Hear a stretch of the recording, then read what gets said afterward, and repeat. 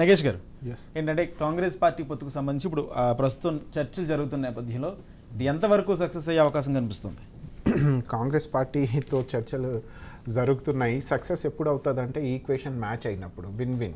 అంటే ఇప్పుడు అవతల సిపిఐకి మాయిస్ట్ కానివ్వండి, కమ్యూనిస్ట్ పార్టీ ఆఫ్ ఇండియా కానివ్వండి, కాంగ్రెస్ కానివ్వండి, బోత్ రెస్పెక్టెడ్ పొజిషన్ మెరిట్లో ఉంటేనే ఆ డిసిషన్ మేకింగ్ అనేది ఫ్రూట్ఫుల్ ఉంటుంది. అది తెలంగాణ సమాజానికి అల్టిమేట్లీ ఉపయోగపడుతుంది.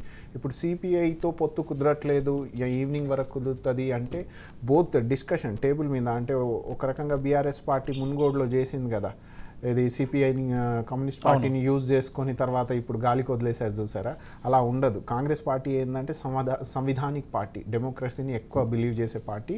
అయితే టేబుల్ మీద డిస్కషన్స్ వస్తాయి, ఫ్రూట్ఫుల్ డిస్కషన్ని విన్ విన్ సిచ్యువేషన్లో తెలుస్తారు. అది ఒకవేళ ఇప్పుడు బిగ్గెస్ట్ క్వశ్చన్ ఏంటంటే సిపిఐతో కాంగ్రెస్ పార్టీ అలయన్స్ ఫామ్ అవుతే పాజిటివ్ ఛాన్సెస్ ఎక్కువ పెరుగుతాయి, డెఫినెట్లీ పెరుగుతాయి. కానీ ఆల్రెడీ కాంగ్రెస్ పార్టీకి తెలంగాణ సమాజంలో క్రేజ్ ఉంది, కాన్ఫిడెన్స్ కూడా ఉంది. అలాంటప్పుడు కాంగ్రెస్ పార్టీ తన మెరిట్స్ని ఏది పక్కదారి పట్టేసి ఏదో అందేకి చేసి ఇగ్నోరెన్స్ చేసి మళ్ళీ సిపిఐతోనే మెరిట్లో దిగలేదు కదా. సో బోత్కి విన్ విన్ సిచ్యువేషన్లో డిసిషన్ మేకింగ్ ఉంటుంది, ఓ మంచి నాయకుడిని అయితే అందిస్తారు. అలా అని కాంగ్రెస్కు ఉన్న క్రేజ్ని మాత్రం అండర్మైన్ చేయరు, దానికి రెస్పెక్ట్ చేసే ముందుకు డిసిషన్ వస్తుంది. ఎలా డిసిషన్ వచ్చినా ఇప్పుడు కాంగ్రెస్తో అలయన్స్ ఫామ్ అయినా సిపిఐకి కూడా చాలా లాభాలు ఉంటాయి. ఇప్పుడు మీరు చూడండి, ఇప్పుడు ఒక స్థానంలో అసెంబ్లీ పొజిషన్ ఒకటి ఎమ్మెల్సీ పొజిషన్ ఇస్తారన్నది టాక్. ఇప్పుడు ఒకవేళ అవుతే వెల్ అండ్ గుడ్ ఫర్ సిపిఐను. ఓకే, కానీ మీరు కోయిల ముందే కూర్చున్నట్టు ప్రమాణ స్వీకారాన్ని కూడా ముహూర్తాలు పెట్టుకున్నాం, వేదికలు పెట్టుకున్నాం అంటూ మీ పార్టీ నేతలు ఇప్పటికే ప్రకటిస్తున్నారు. అది కోహిల కూర్చున్నట్టు ముహూర్తాలు పెట్టుకోవడం అవన్నీ నాకు తెలిసి అది డెమోక్రటిక్ సిస్టమ్ అండి. అంటే దే కెన్ రేజ్ కాన్ఫిడెన్స్ అయితే ఉంది మీకు. ఫస్ట్ థింగ్, ఇప్పుడు మనం we're going for war, right? విక్టరీని చూడకుండా వార్కి దిగితే అది foolishness. We're seeing our victory, we're optimistic. We live in a optimistic society అండి. ఆప్టిమిస్టిక్ ఉండాల్సిందే.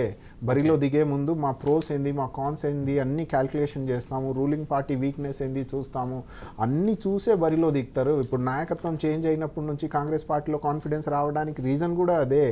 మీరు మా లాస్ట్ నాయకత్వం చేంజ్ అయినప్పటి నుంచి దళిత గిరిజన దండోరా నుంచి నిన్నట బస్ యాత్ర వరకు 6 గ్యారంటీస్ వరకు ఇవన్నీ క్యాల్కులేటెడ్ స్టెప్స్ అండ్ స్ట్రాటజికల్ స్టెప్సే.